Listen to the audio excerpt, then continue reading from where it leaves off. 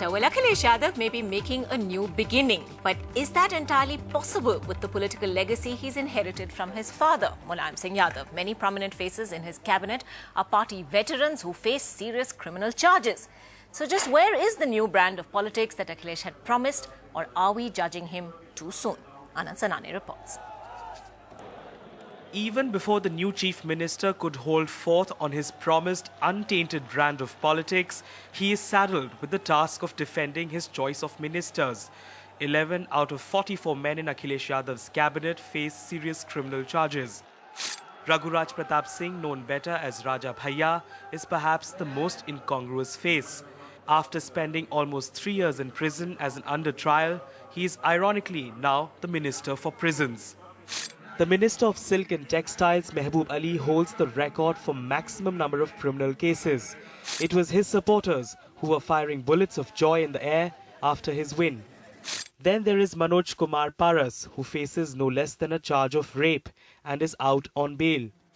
Party strongman Durga Prasad Yadav had won his election in 2002 for the first time from inside the jail. Even now, he is charged with murder.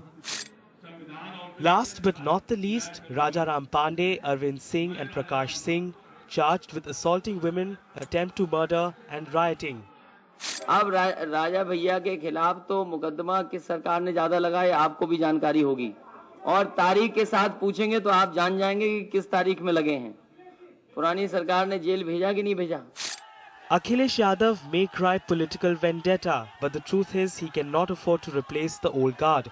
Tainted as they may be, many of them loyalists for decades. With this team in place, how will he change the style of governance?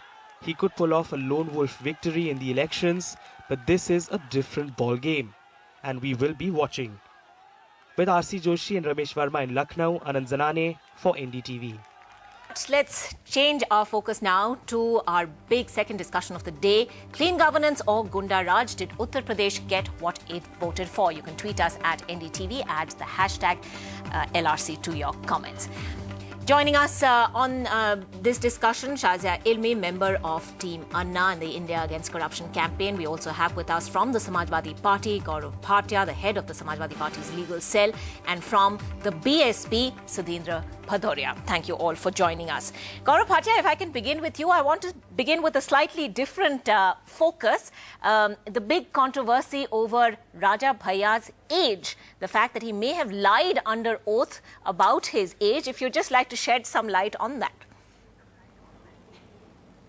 Ankita, I am not aware about the facts, so I would not like to comment on that. Mr. Raja Bhaiyya, if he has submitted his age on affidavit, I am sure that he would be able to support it with the relevant documents. I wouldn't like to comment on that, please. All right. He says, of course, that according to the Election Commission's role, his age is 38. But if we count backwards from that, then that makes it look as though he won his first election as an MLA at the age of 19 or 20, and that would have been illegal. So either way, he seems to be in a bit of a bind. Would you like to comment? Ankita, that's what I said. The relevant documents need to be seen, and if he has mentioned his age, then it is for him to, take a stand and support it with relevant documents. All right. Without even knowing, where it has been wrongly mentioned, I would not be in a position to comment. Fair point, but somebody who has at least 8 criminal cases pending against him, is it supremely ironical that he is the new prisons minister? On that, Ankita, as the Honorable Chief Minister has also said, that the timing of those cases also need to be seen.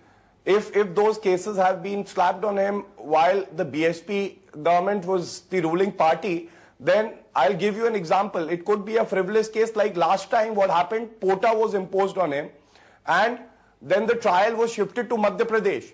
Later, it was found that Pota was wrongly imposed on him because of political rivalry. 2002, and he's been facing charges, and there have been charges against him since 89.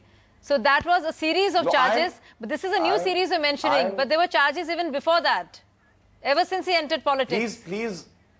Please appreciate what I'm trying to say. I'm trying to give you an example. Because of political rivalry, false cases were slapped on various political leaders of Samajwadi Party. I don't know the details of those cases. I would appreciate if before talking about those cases, the details are also given. If they are between 2007 to 12, then yes, those are cases because of political rivalry.